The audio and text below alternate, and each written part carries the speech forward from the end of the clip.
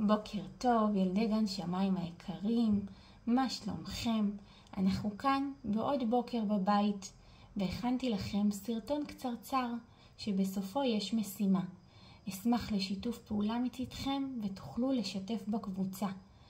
אנחנו מקיימים למידה מרחוק, בגלל שאנחנו לא נפגשים בגן, אז אנחנו נקיים למידה דרך המסך. אז בינתיים אני שולחת לכם חיבוק ענקי. אנחנו נתחיל עכשיו בדקלום ימות השבוע. אתם זוכרים אותו? קדימה. איזה יום היום, איזה יום היום, יום ראשון, יום ראשון. איזה יום יהיה מחר, איזה יום יהיה מחר, יום שני, יום שני.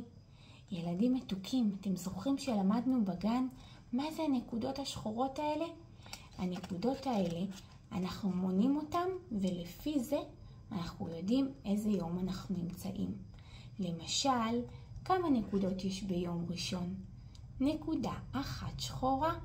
וביום שני, כמה נקודות שחורות יש? בואו נמנה.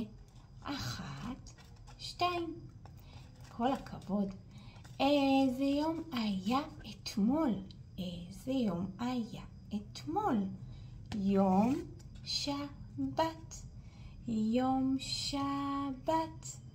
כמה נקודות שחורות יש ביום שבת? מוכנים למנות איתי? 1, 2, 3, 4, 5, 6, 7. נכון, מנינו 7 נקודות שחורות. יש לנו 7 ימים בשבוע, והיום התחלנו שבוע חדש. אז אני מאחלת לכולנו שבוע טוב ומבורך. ועכשיו אני אראה לכם את המשימה שהכנתי לכם. אז למשימה צריך כרטיסיות קטנות. אני גזרתי מתוך דף גדול של A4, כרטיסיות כאלה לבנות, וטוש. על כל אחד מהכרטיסיות האלה אני כותבת את הספרות מ-1 עד 10. אני כבר כתבתי, ואני אראה לכם מה עשיתי על גבי הרצפה. אני הנחתי את כל המספרים מ-1 עד 10, וחיפשתי את מספר החפצים, והתאמתי את הכמות לספרה. אתם מוזמנים את זה לעשות גם אתם בבית. אני מיד אשתף אתכם.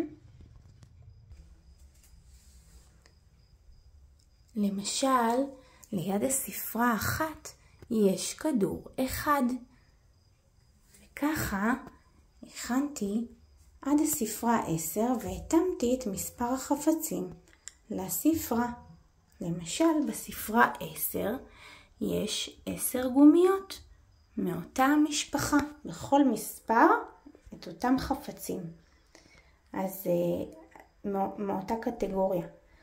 אני סומכת עליכם שתעשו את זה נפלא. להתראות.